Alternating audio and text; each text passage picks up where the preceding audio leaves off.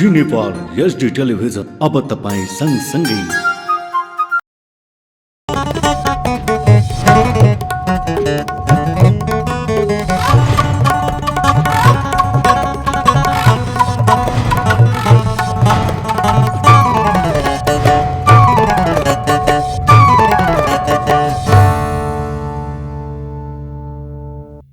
नमस्कार, जी नेपाल न्यूजमा स्वागत छ। म ऋषिका मगर। सुरु गरौं प्रमुख समाचारका शीर्षकबाट।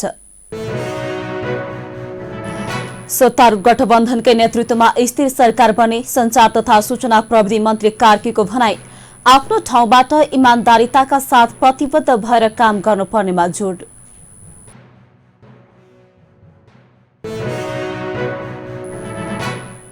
महिलामाथि घरभित्रैबाट हिंसा भइरहेको महिला बालबालिका तथा ज्येष्ठ नागरिक मन्त्री उमा रेग्मीको भनाई। घरबाटै हिंसा अन्त्यको सुरुवात गर्नुपर्ने धारणा।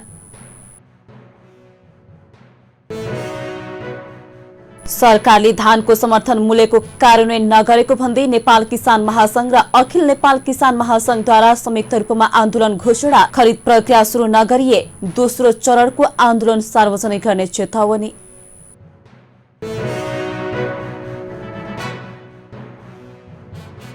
अफगानका छात्रालाई हाई स्कुलको परीक्षा दिन अनुमति। 34 वटा प्रान्त मध्ये 31 वटामा मात्र उक्त निर्णय लागू।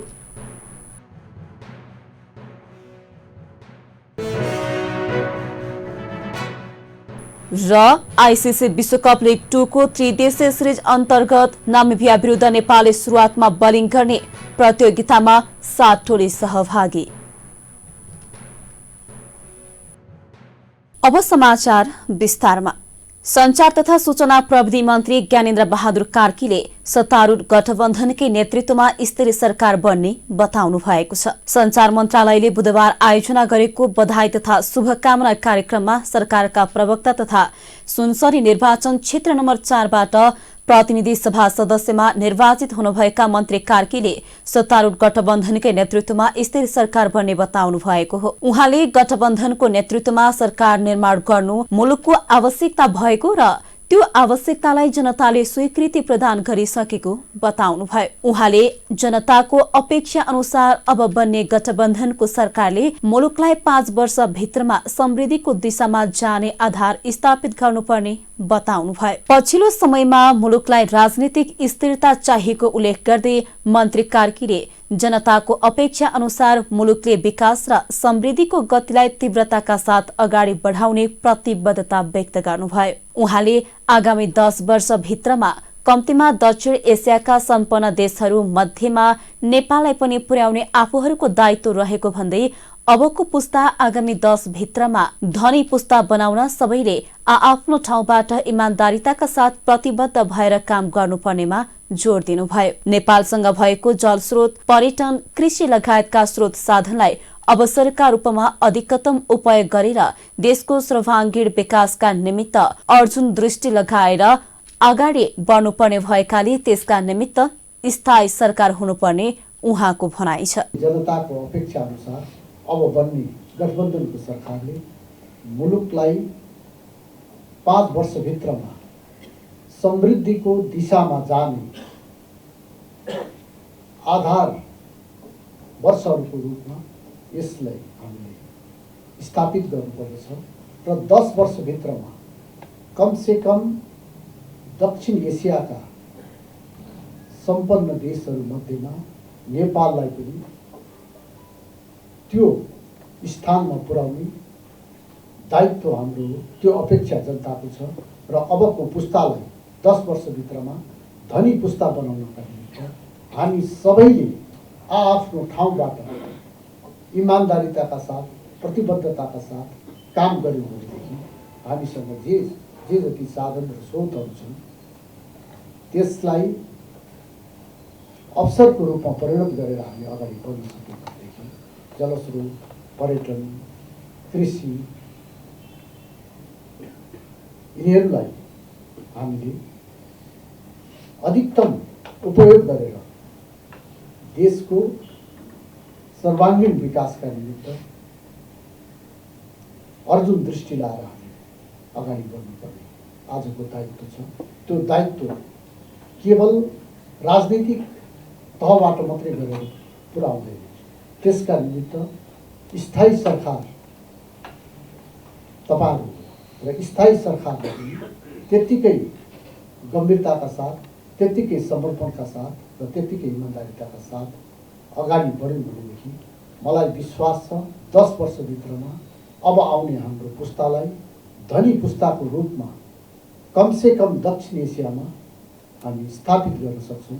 त्यो अभियानका साथ अगाडि हामी बढौँ।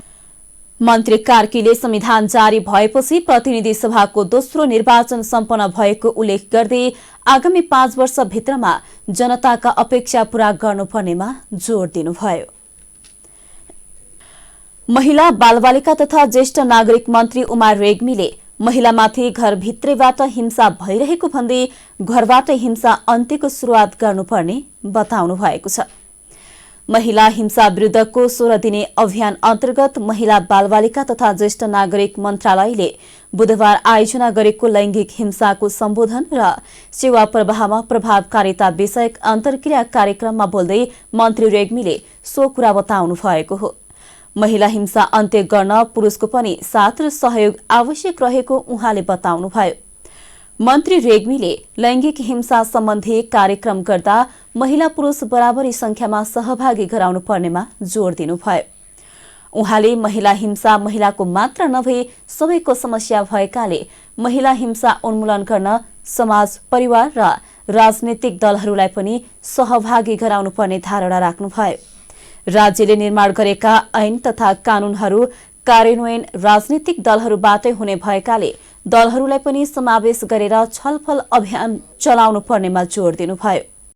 सबभन्दा पहिला घर परिवारलाई शुद्धिकरण गर्न सकिएन, त्यहाँनिर हिंसाको ज्वरो उक्लन सकिएन र समाजलाई जगाउन सकिएन भने यो हिंसा चाहिँ जति कुरा उठ्दै गछ त्यति बढ्दै पनि गएको देखिरहेको छु हामी। यद्यपि पहिले हिंसा भएर पनि त्यो गुपचुप पनि हुने गर्थ्यो। अहिले मिडियाहरूलाई धन्यवाद छ, मिडिया मार्फत त्यो आएको पनि छ। त्यसकारणले बढेको भन्ने पनि लाग्यो होला, बढेकै पनि छ, त्यो पनि एउटा कारण हो र बढेकै पनि छ। त्यसकारणले हामीले मोडालिटीमा परिवर्तन गर्नुपर्छ। हामी 30 वर्षसम्म महिला मात्रै जोडिएर आज पनि महिला छ, पुरुषै छैन। मैले त पुरुषलाई पनि बोलाउने भनेको थिएँ, 50% पुरुष हुनुपर्छ। पीडितहरूको प्रतिनिधि पात्र त म पनि हो नि। पुरुषहरूको प्रतिनिधि पात्र हाम्रै सचिव, उसको पीडकको भने मतलब प्रतिनिधि पात्र हुने त हामी सबै। त्यसकारणले 30 वर्षसम्म महिलालाई मात्रै बोलाएर महिला हिंसा विरुद्धको अभियानका कुरा मात्रै भनेर त के काम छैन। कि त टेक्निक भनौँ, नयाँ टेक्निक भनौँ, नयाँ टेक्निक कसरी लगाउने तपाईँहरूले आज त्यो छलफल पनि गर्नु होला। सधैँ महिला हिंसा छ भनेर हामीले भनिरहेर भएर अस्तिको जुलुस पनि मैले भने कम्तीमा 50% पुरुष हुनुपर्छ है भनेर भने उहाँहरूले सर्कुलर पनि गरे भन्नुहुन्थ्यो। लगभग 20-25% हुनुहुन्थ्यो। आज पनि त्यो छैन परिस्थिति। त्यसकारणले अब पुरुषहरूलाई पनि घरबाट उहाँहरूलाई आह्वान गरेर र बाहिर समाजमा लिएर आएर समाजका माउहरूलाई पनि लिएर आएर राजनीतिका नेतृत्व गरिरहेका प्राय पुरुषै हुन्छन्। पुरुषहरूलाई पनि लिएर आएर दलहरूमा पनि यो सन्देश पुग्नु पर्यो। हामीले राजनीतिक दलहरूको कति मान्छे बोलाएछौँ यहाँ छैन होला हो। राजनीतिक दलहरूमा सन्देश नपुगिकन कार्यान्वयन गर्ने त राजनीतिक दलहरूले हो। दुईटै महिला पुरुष दुईटै हुनु, कम्तीमा 50% हुनु पर्यो र हामी मोडालिटीमा चेन्ज गरौँ, परिवर्तन गरौँ। त्यो गरेनौँ भने हाम्रा यस्ता कार्यक्रम सीमित हुन्छ। त्यस कारणले गर्दा तपाईहरूले गर्दा पनि यो एक्का गरौँ र नयाँ आज छलफल गरेर कसरी जाने त नयाँ मोडालिटी तयार गरौँ न। एउटा परम्परागत रूपमा हामी किन गर्ने त यसरी? अब भयो हिंसा एकदम फैलिएको छ समाजमा। यसलाई न्यूनीकरण गर्नको निमित्त उन्मूलन गर्नुको निमित्त, न्यूनीकरण गर्नुको निमित्त अब यो अहिलेसम्म गरिआएका उपायबाट त भएन। नयाँ उपाय के हुनसक्छ छलफल गरौँ, एउटा नयाँ के अरे चाहिँ सोच निकालौँ, त्यसलाई मन्त्रालयले ओन गर्नेछ। त्यो मन्त्रालयको मस्कत पनि त्यो हो।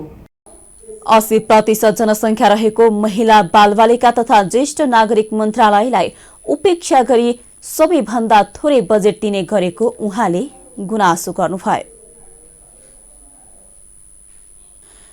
सरकारले धानको समर्थन मूल्यको कार्यान्वयन नगरेको भन्दै नेपाल किसान महासंघ र अखिल नेपाल किसान महासंघले संयुक्त रूपमा आन्दोलन घोषणा गरेका छन्। नेपाल किसान महासंघ र अखिल नेपाल किसान महासंघले बुधबार काठमाडौँमा संयुक्त रूपमा पत्रकार सम्मेलन गर्दै सरकारले धानको समर्थन मूल्यको कार्यान्वयन र मलको सहज आपूर्ति नगरेको भन्दै सरकार विरूद्ध विभिन्न आन्दोलनको कार्यक्रम घोषणा गरिएको जानकारी दिएको हो। महासंघले किसानको समस्याबारे प्रधानमन्त्री र उद्योग मन्त्रीलाई ध्यानाकर्षण गर्दै ज्ञापन पत्र बुझाउने जनाएको छ। कार्तिक 16 गतेको मन्त्री परिषदको बैठकले यस वर्षका लागि धानको समर्थन मूल्य निर्धारण गर्दै मोटा धानको मूल्य 2967 र मध्यम धानको 3128 रुपियाँ तोके पनि यो मूल्यले किसानलाई लाभ पुग्ने स्थिति नरहेको अखिल नेपाल किसान महासंघका अध्यक्ष डाक्टर प्रेम दंगालले बताउनुभयो। किसान आन्दोलनको दबावका कारण भए पनि धानको मूल्य निर्धारण गर्नु स्वागत योग्य भए पनि मंसिरको मध्यसम्म पनि सरकारी निकायले धान खरिद प्रक्रिया शुरू नगरेका कारण किसानहरू व्यापारीलाई सस्तो मूल्यमा बेच्न बाध्य भएको उहाँले बताउनुभयो।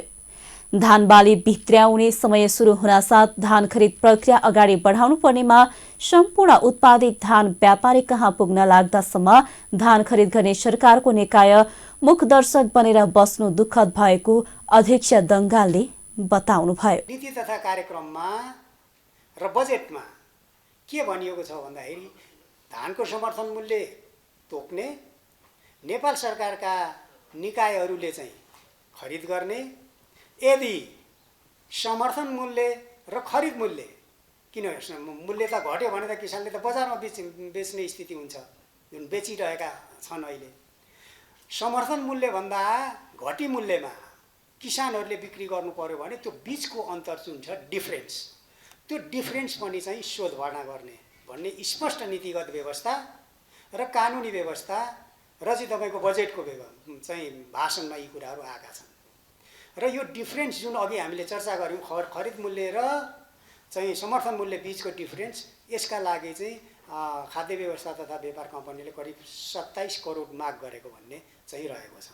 त्यसो भएको हुनाले यो सबै रकम निकासा गरिदिनका लागि हामीले अनुरोध र आग्रह गऱ्यौँ।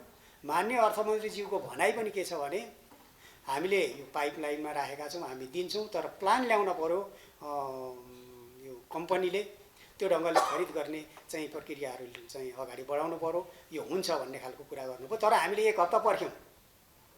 राष्ट्रिय किसान आयोगको तर्फबाट हामीले गर्ने भनेको यस्तै खालको एडभोकेसी गर्ने हो हैन।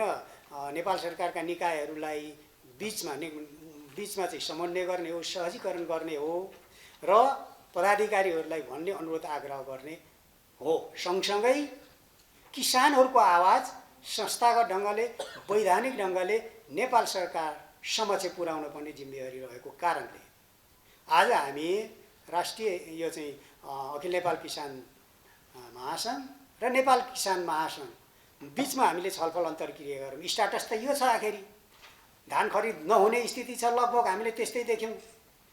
यो अनेक बहानाबाजी देखियो।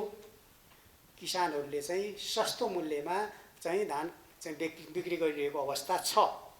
त्यसो भएको हुनाले यहाँ प्रश्न उहाँले गर्नुभएको छ, कति स्टक छ, हुनुपर्छ, खरिद गर्ने क्षमता छ भन्दाखेरि हामीसँग उत्पादन त्यही हो। 52देखि 55 लाख मेट्रिक टन धान उत्पादन हुन्छ। अहिलेसम्म खरिद गर्ने प्रक्रिया अगाडि बढेकै छैन। आजका दिनसम्म यो बढेको छैन। त्यसो भएको हुनाले अब स्टक गर्न सक्ने क्षमता नेपाल सरकारसँग छ कि छैन भन्दाखेरि छ। करिब 5 लाख मेट्रिक टन धान स्टक गर्ने क्षमता चाहिँ यिनै कम्पनीका गोदामहरूमा छ। तर ती खण्डहरुमा परिणत भएका छन्। तिनलाई मर्मत सम्भार पुनर्निर्माण गरेर गराउन सक्ने स्थिति छ। अर्कातर्फ त्यो खरिद गर्ने संकल्प राख्दाखेरि अहिले देशभरिका हेर्नुहोस् त्यो वेयर हाउस शीत भण्डारहरू खाली छन्, त्यहीँ लगेर थन्काए पनि हुन्छ, जहाँ लगेर थन्काए पनि हुन्छ। खरिद गर्नका लागि रोक्ने स्थिति छैन। कतिमा किनबेच भइरहेको छ भन्ने प्रश्न गर्नुभएको छ। किनबेच स्थितिअनुसार, भेगअनुसार, बजारअनुसार धान उत्पादन भएको त्यस भेगमा भएको उत्पादनको अवस्था र मागको अवस्थाले निर्धारण गर्छ मूलतः। त्यसो भएको हुनाले 2629 मोटा धान, मध्यम धानको 3128 चाहिँ निर्धारण गरिएको छ। त्यतिमा त खरिद भएकै छैन। त्योभन्दा काम काहीँ 2200, काहीँ 2500 अधिकतम र काहीँ 1500 सम्ममा पनि किसानहरूले चाहिँ धान बेचिरहेको अवस्था छ। महासंघले आन्दोलनको कार्यक्रम अन्तर्गत यही मङ्सिर 23 गते खाद्य व्यवस्था तथा व्यापार कम्पनीको केन्द्रीय कार्यालयमा धरना दिने, मङ्सिर 25 गते खाद्य कम्पनीको देशभर रहेको कार्यालय तथा डिपोमा धरना दिँदै तालाबन्दी गर्ने जनाएको छ। निर्धारित आन्दोलनको अवधिभित्र धान खरिद प्रक्रिया शुरू नगरिए दोस्रो चरणको आन्दोलन सार्वजनिक गर्ने महासंघले चेतावनी दिएको छ।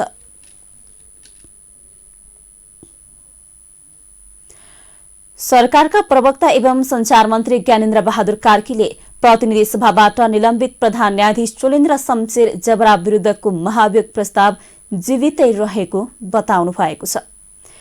बुधबार मन्त्री परिषद बैठकका निर्णय सार्वजनिक गर्ने क्रममा संचारकर्मीले सोधेको प्रश्नमा जवाफ दिँदै मन्त्री कार्कीले प्रधान न्यायाधीश जबरा विरूद्धको महाभियोग प्रस्ताव जीवितै रहेको बताउनु भएको हो। उहाँले प्रतिनिधि सभामा निलम्बित प्रधान न्यायाधीश जबरा विरूद्ध महाअभियोगको प्रस्तावमाथि छलफल भएर त्यो छलफलको प्रतिवेदन पेश भएको भन्दै उक्त महाभियोग सार्वभौम सम्पन्न संसदको सम्पत्ति भएकाले यसको छलफल आउने प्रतिनिधि सभाले गरेर निर्णयमा पुग्ने प्रश्न पार्नुभयो। विक्रम सम्वत 2079 मङ्सिर 19 देखि 21 गतेसम्म पाकिस्तानको इस्लामाबादमा आयोजना हुने 6 south and south west Asia फोरममा राष्ट्रिय योजना आयोगका माननीय सदस्य डाक्टर दिलबहादुर गुरुङको नेतृत्वमा भ्रमण टोलीलाई सहभागी हुन स्वीकृत प्रदान गर्ने, नगद लेखा प्रणालीमा आधारित वित्तीय प्रतिवेदनका लागि संशोधित नेपाल सार्वजनिक क्षेत्र लेखा मान Nepal public sector accounting standard NPSAS Nepal सरकार, प्रदेश सरकार र स्थानीय तहमा कार्यान्वयनमा ल्याउन स्वीकृति प्रदान गर्ने, विद्यालय शिक्षा क्षेत्र आयोजनाका लागि फिनल्यान्ड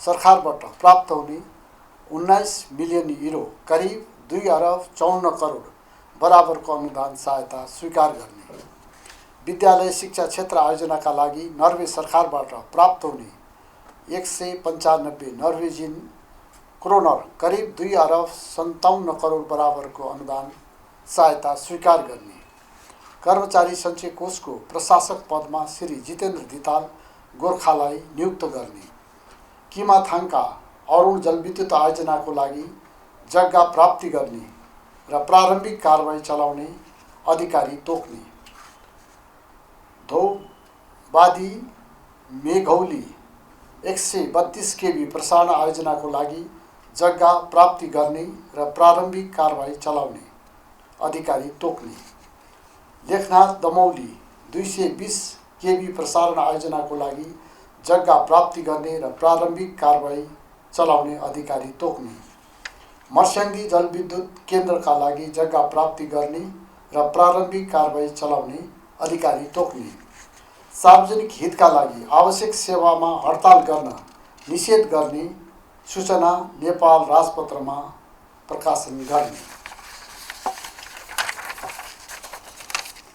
सेती नदी जलविद्युत आयोजना निर्माणका लागि राष्ट्रिय वन क्षेत्र प्रयोग गर्न दिने, तनहुँ जलविद्युत आयोजनाको 220 केबी प्रसारण लाइन निर्माणका लागि राष्ट्रिय वन क्षेत्रको प्रयोग गर्न दिने, टक्सार पिखुवा खोला हाइड्रो पावर प्रणालीलाई 33 केबी प्रसारण लाइनको लागि वन क्षेत्र प्रयोग गर्न दिने, माथिल्लो ठुलो खोला जलविद्युत आयोजना निर्माणका लागि राष्ट्रिय वन क्षेत्र प्रयोग गर्न दिने, दुध पोखरी चेपे जलविद्युत आयोजना निर्माणका लागि राष्ट्रिय वन क्षेत्र प्रयोग गर्न दिने, माथिल्लो आँखु खोला जलविद्युत आयोजना निर्माणका लागि राष्ट्रिय वन क्षेत्र प्रयोग गर्न दिने, मेवा खोला जलविद्युत आयोजना निर्माणका लागि राष्ट्रिय वन क्षेत्र प्रयोग गर्न दिने, सुपर चेपे जलविद्युत आयोजना निर्माणका लागि राष्ट्रिय वन क्षेत्र प्रयोग गर्न दिने, जालपा देवी केबल कार आयोजना निर्माणका लागि राष्ट्रिय वन क्षेत्र प्रयोग गर्न दिने, 2079 मङ्सिर 20 देखि 23 सम्म सिङ्गापुरमा हुने 17औं एसिया तथा प्रशान्त क्षेत्रीय बैठकमा श्रम, रोजगार तथा सामाजिक सुरक्षा मन्त्रालयका सचिव श्री एकनारायण अर्याल नेतृत्वको प्रतिनिधिमण्डललाई भाग लिन स्वीकृति प्रदान गर्ने, तारा गाउँ विकास समिति कर्मचारी सेवा शर्त र सुविधा सम्बन्धी नियमावली बनाउन स्वीकृति प्रदान गर्ने, लुम्बिनी विकास कोषको कर्मचारी सेवा शर्त तथा सुविधा सम्बन्धी विनियमलाई स्वीकृति प्रदान गर्ने, पोलियो भाइरस खोपको क्लिनिकल ट्रायलको लागि अनुमति प्रदान गर्ने। संसद सचिवालयका महासचिव भरतराज गौतमले जबरालाई महाभियोग निष्प्रभावी भएको पत्र दिएपछि उक्त पत्र संवैधानिक वा असंवैधानिक भन्ने प्रश्न उठेपछि सरकारका तर्फबाट प्रवक्ता कार्कीले महाभियोग कायमै रहेको भन्दै आगामी संसदले जबरा विरुद्धको महाभियोग टुङ्ग्याउने बताउनुभयो। नेपालका लागि अमेरिकी राजदूत डीन आर थम्सनले नेकपा एकीकृत समाजवादीका अध्यक्ष माधव कुमार नेपालसँग शिष्टाचार भेट गरेका छन्। बुधबार पार्टीको कार्यालय आलोक नगरमा पुगेर थम्सनले अध्यक्ष नेपालसँग भेटेका हुन्। अमेरिकी राजदूतसँगको भेटबारे अध्यक्ष नेपालले आफ्नो फेसबुक पेज मार्फत जानकारी दिएका छन्। भेटमा स्वागत एवं कार्यकाल सफलताको कामना सहित नेपाल अमेरिका सम्बन्धका विविध विषयमा कुराकानी भएको उनले उल्लेख गरेका छन्। राजदूत थम्सन हालै नेपालको राजदूत भएर आएका हुन्। आज अंग्रेजी डिसेम्बर महिनाको 7 तारिक अर्थात अन्तर्राष्ट्रिय नागरिक उड्डयन दिवस। सिकागो कन्भेन्सन लागू भएपछि सन् 1994 देखि नै अन्तर्राष्ट्रिय नागरिक उड्डयन प्राधिकरणले यो दिवस मनाउँदै आएको छ। नेपालले पनि विश्वमा सुरक्षित उडान भर्नका लागि पहल गरिरहेको छ। हवाई दुर्घटनाका समस्या बारम्बार दोहोरिएका कारण हवाई दुर्घटना न्यूनीकरण गर्न समाधानको दीर्घकालीन उपचारको खोजी गर्न जरुरी छ। एक रिपोर्ट। संयुक्त राष्ट्रसङ्घको महासभाले सन् 1996 डिसेम्बर 7 लाई अन्तर्राष्ट्रिय नागरिक उड्डयन दिवसको मान्यता दिएको हो।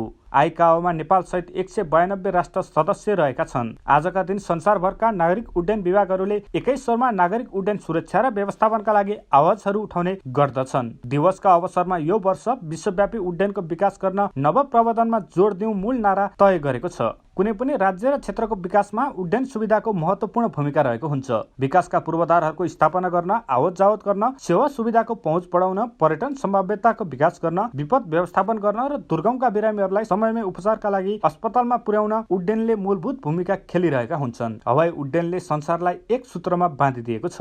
नेपालले 39 वटा मुलुकसँग हवाई सम्झौता गरेको भए पनि 8 वटा देशमा मात्रै उडान भर्दै आएको छ। नेपालमा हाल 26 वटा एयरलाइन्सले उडान भर्दै आएका छन्। कतिपय हवाई दुर्घटना मानवीय र प्राविधिक कारणले हुने गरेको आइकाओको अध्ययनले देखाउँदै आएको छ। हवाई सुरक्षाको विषयलाई प्रत्येक मुलुकले उच्च प्राथमिकतामा राखेर उडान गरिरहेका छन्। आइकाओले पनि हवाई सुरक्षाका विषयमा विशेष ध्यान दिँदै दुर्घटनाको जोखिम कम गर्न सहजीकरण गर्दै आएको छ। तर नेपालमा हवाई दुर्घटना पाइलटको लापरवाहीका कारणले नै हुने गरेको सरकारवालाहरू बताउँछन्। नेपालले पनि विश्वमा सुरक्षित उडान भर्नका लागि भने पहल गरिरहेको छ। हवाई दुर्घटनाका समस्या बारम्बार दोहोरिएको कारणले हवाई दुर्घटना न्यूनीकरण गर्न समाधानको दीर्घकालीन उपायको खोजी गर्न जरुरी छ। सन् 1957 मा नेपालमा नागरिक उड्डयन प्राधिकरणको स्थापना भएको हो। उड्डयनको सुरक्षा, गुणस्तरीय सेवाको व्यवस्था लगायत व्यवस्थित अन्तर्राष्ट्रिय मापदण्डको हवाई क्षेत्र अनि विमानस्थलको सुरक्षा नै यसको मुख्य उद्देश्य हो। भौगोलिक अवस्था, गुणस्तरको कमी, अन्तर्राष्ट्रिय समुदायले अपनाउँदै गरेको प्रविधि अपनाउन नसक्नु अनि मानवीय त्रुटिका कारणले नेपाली आकाशमा विमान दुर्घटनाका निरन्तर समाचारहरू आइरहेका हुन्छन्। कतिपय दुर्घटनाका कारणहरू नियन्त्रण बाहिर हुन्छ भने उड्डयनका आधार तथा नियमहरूलाई आत्मसात गर्न सके धेरै दुर्घटनामा कमी हुन सक्छ। तर नेपालमा जति पनि हवाई दुर्घटना भए पनि गठित छानबिन समितिले तयार पारेको प्रतिवेदन सार्वजनिक नगरिने र प्रतिवेदनको सुझाव कार्यान्वयन नगरिने परिपाटीले दुर्घटना न्यूनीकरण भने हुन सकिरहेको देखिँदैन। विक्रम दाहाल, काठमाडौँ। कुनै पनि घटनामा महिला र पुरुषको दुवैको सहभागिता हुन्छ, तर त्यसको पीडा र चोटको भागीदार केवल महिला नै भइरहेका हुन्छन्। यो भनाइ हो राष्ट्रिय मानव अधिकार आयोग बाँकेका प्रमुख द्वारिका अधिकारीको। राष्ट्रिय मानव अधिकार आयोग नेपालगञ्जले बुधबार आयोजना गरेको 74औं अन्तर्राष्ट्रिय मानव अधिकार दिवस तथा लैंगिक हिंसा विरुद्धको 16 दिने अभियानका सन्दर्भमा बाँकेका सरकारवालाहरूसँग गरिएको अन्तर्क्रियामा अधिकारीले विभेदपूर्ण हिंसाको कुनै पनि घटनाहरूमा महिला र पुरुष दुवैको समान सहभागिता भए तापनि पीडित सधैँ महिला नै हुने गरेको बताइन्। उनले महिलामाथि हुने सबै खाले विभेद र व्यवहारहरूको अन्त्य गर्न सबैको सहकार्यको आवश्यकता रहेको बताइन्। कार्यक्रममा द्वन्द्व पीडित महिला राष्ट्रिय सञ्जाल केन्द्रीय कोषाध्यक्ष चन्द्रकला उप्रेतीले महिला हिंसाका विषयमा जति नै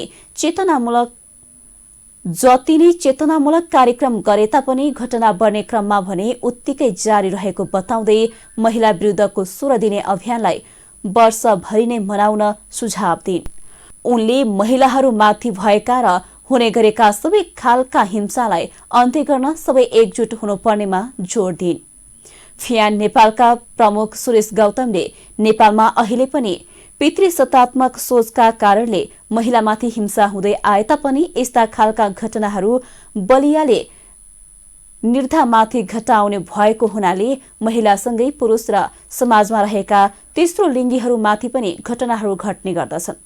गौतमको भनाइ अनुसार महिलामाथि हुने हिंसासँगै सबैमाथि हुने हिंसाको अन्त्यका लागि सबै एकजुट हुन आवश्यक रहेको बताए। त्यसैगरी अन्तर्क्रियामा सहभागी नीलसागर सेवा आश्रमका सरिता खनालले कुनै पनि घटनाको अनुसन्धान सही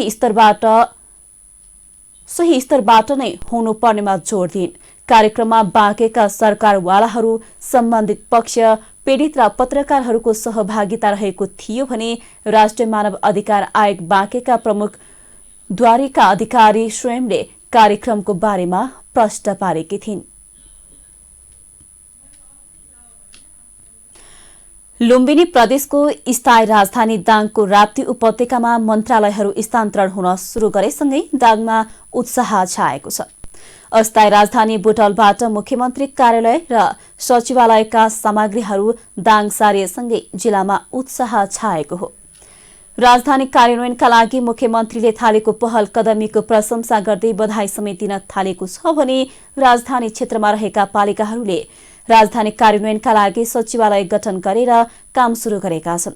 राप्ती गाउँपालिका अध्यक्ष प्रकाश विष्टको समय जग्दोमा गढुवा, राजपुर गाउँपालिका, लमहे नगरपालिका र अर्घाखाँचीको सिद्धगंगा नगरपालिका पदाधिकारी, राजधानी क्षेत्रका नागरिक समाज, उद्योग वाणिज्य संघ, होटल व्यवसाय समिति, यातायात प्रणाली, संचारकर्मी लगायतको प्रत्यक्ष सहभागिता रहने गरी राजधानी व्यवस्थापनका लागि संयुक्त पहल थालिएको छ। मूल समितिका साथै स्वागत सत्कार, सरसफाई तथा सौन्दर्यकरण, घर भाडा समन्वय र आर्थिक तथा आपूर्ति व्यवस्थापन उपसमिति गठन गरेर अभियानात्मक रूपमा राजधानी व्यवस्थापनको काम थालेको राप्ती गाउँपालिकाका प्रमुख प्रशासकीय अधिकृत नेक बहादुर ओलीले बताए। बाँकेको नरेनापुर गाउँपालिका अध्यक्ष इस्तेक अहमद शाह, लुम्बिनी प्रदेशका मुख्यमन्त्री कुलप्रसाद केसी र अर्थ सहकारी मन्त्री कृष्णध्वज खड्का बीच भेटवार्ता भएका छन्।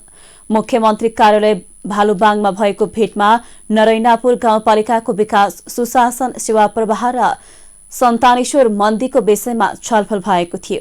यस्तै भेटमा मन्त्री केसीले लुम्बिनी प्रदेश सरकार नरेनापुर गाउँपालिकाको विकासका लागि नयाँ सरकार गठन पूर्व नै केही महत्वपूर्ण योजना शुरू गर्ने प्रतिबद्धता व्यक्त गरेका थिए। यसैगरी अर्थमन्त्री खड्काले अध्यक्ष शाहसँगको भेटमा नरेनापुर सबैभन्दा पछाडि परेको पालिका भएकोले नरेनापुरमा शिक्षा, स्वास्थ्य र यातायातका लागि सरकारले विशेष प्याकेज ल्याउन जरुरी रहेको बताए। नरेनापुर गाउँपालिका अध्यक्ष शाहले अर्थमन्त्री खड्कासँग हुलाकी सडकदेखि रोशनपूर्वासम्मको रोड र मटेहियादेखि सोनपूर्वासम्मको रोड निर्माणका लागि बजेट माग गरेका थिए।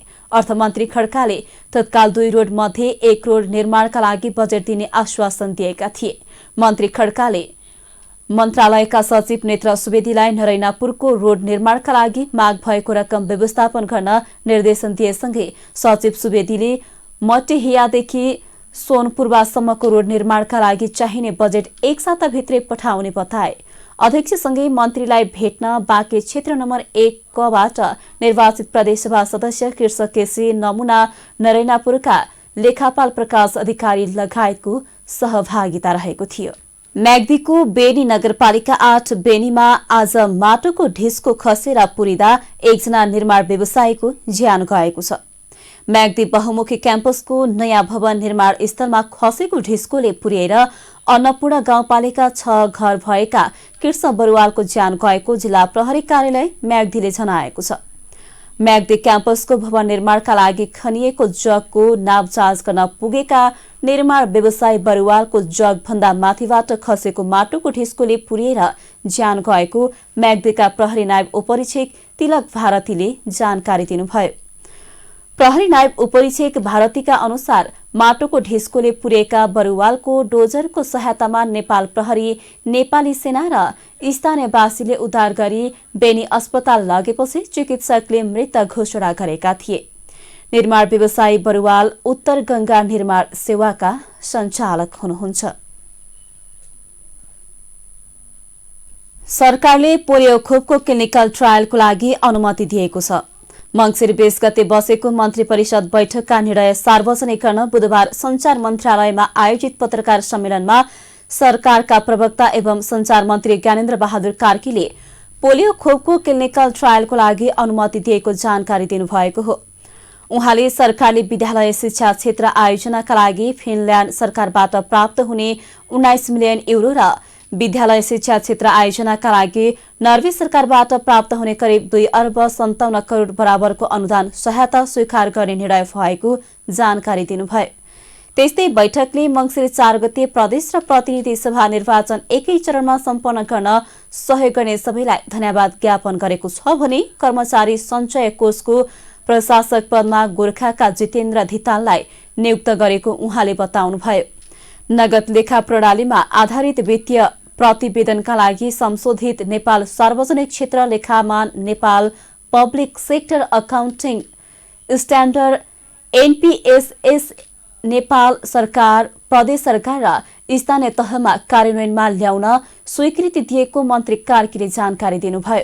उहाँले किमाथाङका अरूण जलविद्युत आयोजनाको लागि जग्गा प्राप्ति गर्ने र प्रारम्भिक कार्यवाही चलाउने अधिकारी तोक्ने थोपबादी मृगौली 132 केबी प्रसारण आयोजनाको लागि जग्गा प्राप्ति गर्ने र प्रारम्भिक कार्यवाही चलाउने अधिकारी तोक्ने निर्णय भएको बताउनुभयो।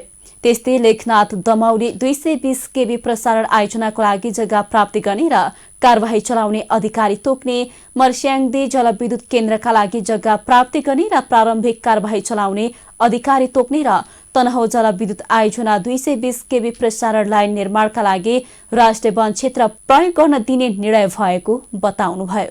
21 गतेसम्म पाकिस्तानको इस्लामाबादमा आयोजना हुने 6th south and south west Asia फोरममा राष्ट्रिय योजना आयोगका माननीय सदस्य डाक्टर दिलबहादुर गुरुङको नेतृत्वमा भ्रमण टोलीलाई सहभागी हुन स्वीकृति प्रदान गर्ने, नगद लेखा प्रणालीमा आधारित वित्तीय प्रतिवेदनका लागि संशोधित नेपाल सार्वजनिक क्षेत्र लेखामान Nepal public sector accounting standard NPSAS Nepal सरकार, प्रदेश सरकार र स्थानीय तहमा कार्यान्वयनमा ल्याउन स्वीकृति प्रदान गर्ने,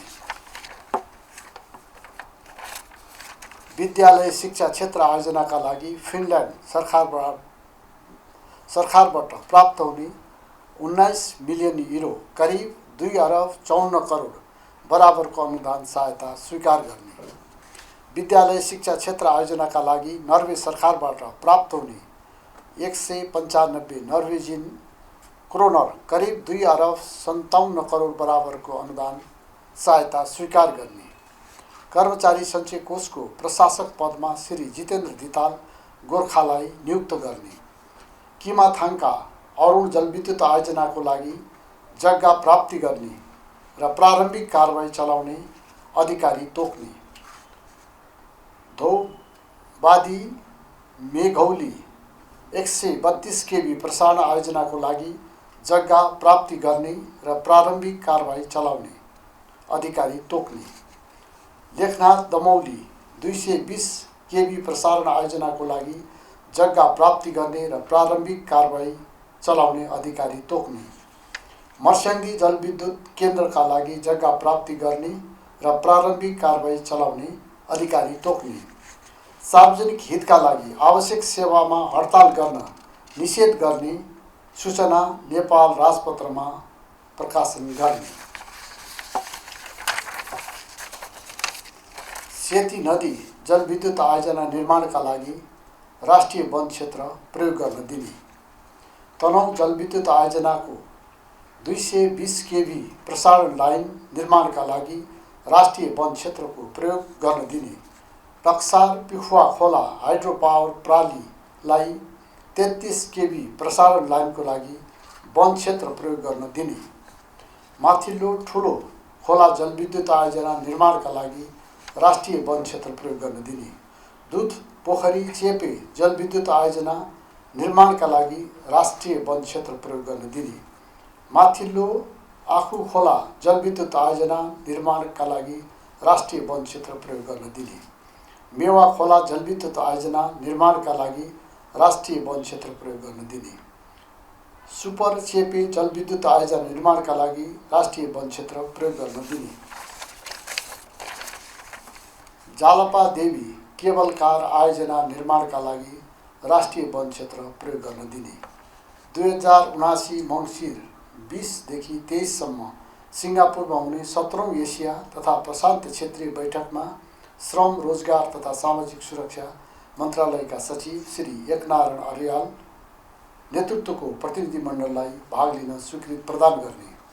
तारा गाउँ विकास समिति कर्मचारी सेवा शर्त र सुविधा सम्बन्धी नियमावली बनाउन स्वीकृति प्रदान गर्ने। लुम्बिनी विकास कोषको कर्मचारी सेवा शर्त तथा सुविधा सम्बन्धी विनियमलाई स्वीकृति प्रदान गर्ने। सरकारले सुपर चेपे जलविद्युत आयोजना निर्माणका लागि राष्ट्रिय वन क्षेत्र प्रयोग गर्न दिने। जालपादेवी केबल कार आयोजना निर्माणका लागि राष्ट्रिय वन क्षेत्र प्रयोग गर्न दिने निर्णय गरेको छ। त्यस्तै सरकारले तारा गाउँ विकास समिति कर्मचारी सेवा र सुविधा नियमावली बनाउन स्वीकृति प्रदान गर्ने। लुम्बिनी विकास कोषका कर्मचारी सेवा शर्त तथा सुविधा सम्बन्धी विनियमलाई स्वीकृति प्रदान गर्ने लगायत निर्णय गरेको छ।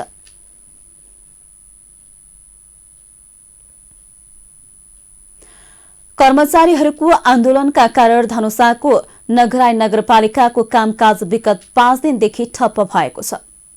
कार्यालय, विद्यालय, स्वास्थ्य चौकी लगायत नगरपालिकाको कार्यालयबाट हुने सेवा प्रवाह सबै बन्द छ। साउनदेखि तलब नपाएको भन्दै तलब सेवा सुविधा पाउनुपर्ने माग गर्दै नगरपालिका अन्तर्गतका कर्मचारीहरू आन्दोलनमा उत्रेका हुन्। नगरपालिकाले अहिलेसम्म नगर परिषद बैठक गर्न नसकेका कारण यो समस्या देखिएको छ। उपभोक्ता समिति गठन तथा नगर स्तरीय बजेट कार्यान्वयनका लागि विगतमा बनेको कार्यविधि संशोधनको माग राख्दै नेकपा एमाले आबद्ध जनप्रतिनिधिहरूले असार 10 मा हुने नगरसभा अहिलेसम्म हुन दिएका छैनन्। यता कर्मचारीहरूको आन्दोलनप्रति लोकतान्त्रिक समाजवादी पार्टी नेपालले पनि ऐक्यबद्धता जनाएको छ। लोकतान्त्रिक समाजवादी पार्टी नेता राजु चौधरीले भन्नुभयो, जनताहरू पहिलेदेखि नै समस्यामा छन्। वृद्ध भत्ता नपाएको थुप्रै महिना भयो। किसानहरूले मलखाद नपाएको पनि थुप्रै महिना बित्यो। किता काट रोका गरिएकोले धेरैजनाले समस्या भोगिरहेका छन्। सेवाग्राही सेवाबाट वञ्चित भएका छन्। त्यसको निकासका लागि लोसपा नेपालले विभिन्न चरणमा दबावमूलक कार्यक्रम गर्दै आइरहेकोले यस आन्दोलनलाई नैतिक समर्थन गर्नु हाम्रो कर्तव्य पनि हो। उहाँले नागरिकलाई थप पीडा र समस्या नहोस् भन्ने कुरालाई ख्याल राखिदिन आन्दोलनरत कर्मचारीसँग आग्रह गर्नुभयो। हुम्लाको उत्तरी नामखा गाउँपालिका स्थित 2 सीमा प्रहरी चौकी सदरमुकाम सिमकोट स्थानान्तरण गरिएका छन्। नामका 5 हिल्सा र वडा नम्बर 6 लेमीको सुनखानी प्रहरी चौकी स्थानान्तरण गरिएका हुन्। उक्त क्षेत्रमा चिसो हत्ते बढेपछि सीमा सुरक्षाका लागि खटिएका प्रहरीलाई बस्न गाह्रो भएको प्रहरी निरीक्षक दीपक मल्लले जानकारी दिए। सो क्षेत्रको न्यूनतम तापक्रम माइनसमा झरेको छ। हिउँदमा प्रहरीलाई सो क्षेत्रमा बस्न कठिन हुन्छ। रासन पानीको पनि समस्या हुन्छ उनले भने। वर्षेनी मङ्सिरपछि प्रहरी चौकी सदरमुकाम सार्ने गरेका छौं। प्रहरी सदरमुकाम झरेपछि चौकी रहेको भवनमा ताला लगाउने गरिन्छ। वर्षेनी जेठ लागेपछि सुरक्षाकर्मी पुनः सोही चौकीमा फिर्ता जाने गरेका छन्। हिल्सामा 13 र सुनखानीमा 11 प्रहरी कार्यरत थिए। गत वर्ष हिल्सा प्रहरी चौकीमा तैनात सुरक्षाकर्मीलाई नामका 5 स्थित मोचु प्रहरी चौकीमा सार्ने गरिएको मल्लले बताए।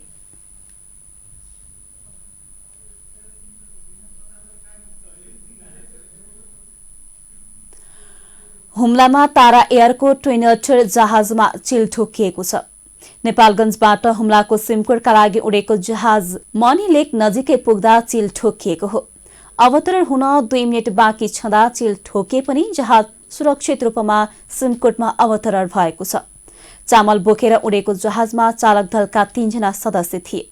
चिल ठोकेपछि जहाजको अगाडिको टुप्पो अर्थात नोजमा क्षति पुगेको छ। चिल नोजभित्र अड्किएको छ। जहाज मर्मतका लागि तारा एयरले काठमाडौँबाट प्राविधिक पठाउने तयारी गरेको छ। अब अन्तर्राष्ट्रिय समाचार। अफगानी छात्राले हाईस्कुलको परीक्षा दिन पाएका छन्। तालिबान नेतृत्वको सरकारका एक अधिकारी र कागजातहरूबाट उक्त खुलासा भएको हो। अफगानिस्तानमा सत्ता लिएपछि तालिबानले केटीहरूलाई कक्षामा जान प्रतिबन्ध लगाएको थियो। एसोसिएटेड प्रेसलाई प्राप्त तालिबान शिक्षा मन्त्रालयका 2 कागजातका अनुसार यो निर्णय अफगानिस्तानका 34 वटा प्रान्तमध्ये 31 वटामा लागू भएको छ। ती 31 प्रान्तमा डिसेम्बरको अन्त्यमा विद्यालयमा जाडोको बिदा शुरू हुन्छ। उनले अन्य विवरण पनि दिएनन् र कतिजना छात्राले परीक्षा दिन पाउनेछन् भने पनि खुलाएनन्। काबुल शिक्षा विभागका कागजात अनुसार परीक्षा बिहान 10 बजेदेखि दिउँसो 1 बजेसम्म चल्नेछ। अब खेल समाचार। आईसीसी विश्वकप लीग 2 को त्रिदेशीय सिरिज अन्तर्गत नामिबिया विरुद्ध नेपालले सुरुवातमा बलिङ गर्ने भएको छ। पाहुना टोली नेपालले टस जितेर फिल्डिङ रोजेको हो। नेपालले आज करण केसीलाई बाहिर राख्दा सोमपाल कामीलाई मौका दिएको छ। यस सिरिजमा नेपाल, नामिबिया तथा स्कटल्याण्डको सहभागिता रहेको छ। नेपाल र नामिबिया 3 एकदिवसीय अन्तर्राष्ट्रियमा खेलेका छन्। 2 खेल नामिबियाले जितेको छ। 1 खेल भने वर्षाका कारण नतिजाविहीन भएको अङ्क छ। यस सिरिजको पहिलो भेटमा नेपाल र नामिबिया बीचको खेल वर्षाले प्रभावित हुँदा अङ्क बाँडिएको थियो। यस सिरिजमा 2 खेल खेलेको नेपालले 1 मा हार तथा 1 मा अङ्क बाँडेको छ। नामिबियाले 3 खेल खेल्दा 1 मा जित, 1 मा हार र 1 मा अङ्क बाँडेको छ।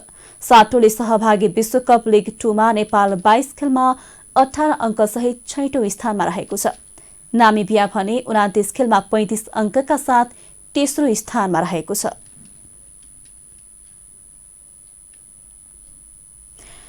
खेल समाचार सँगै हामी जी नेपाल न्यूजको अन्त्यमा आइसकेका छौं। जाँदा जाँदै प्रमुख समाचारका शीर्षकहरू पुनः एकपटक।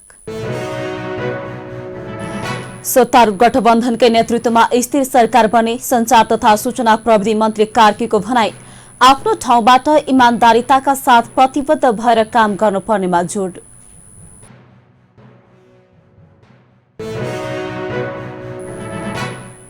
महिलामाथि घरभित्रैबाट हिंसा भइरहेको महिला बालबालिका तथा ज्येष्ठ नागरिक मन्त्री उमा रेग्मीको भनाई। घरबाटै हिंसा अन्त्यको सुरुवात गर्नुपर्ने धारणा। सरकारले धानको समर्थन मूल्यको कार्यान्वयन नगरेको भन्दै नेपाल किसान महासंघ र अखिल नेपाल किसान महासंघद्वारा संयुक्त रूपमा आन्दोलन घोषणा। खरिद प्रक्रिया शुरू नगरिए दोस्रो चरणको आन्दोलन सार्वजनिक गर्ने चेतावनी।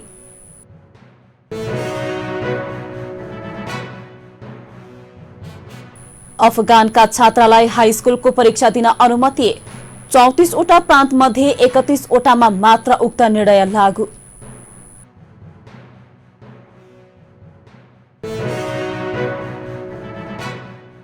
र आईसीसी विश्वकप लीग 2 को त्रिदेशीय सिरिज अन्तर्गत नामिबिया विरुद्ध नेपालले सुरुवातमा बलिङ गर्ने। प्रतियोगितामा 7 टोली सहभागी। प्रमुख समाचारका शीर्षकसँगै अहिलेका लागि जी नेपाल न्यूज सकियो। ताजा समाचार र मनोरञ्जनका लागि जी नेपाल 4K टेलिभिजन हेर्दै गर्नुहोला। हवस् त, नमस्ते।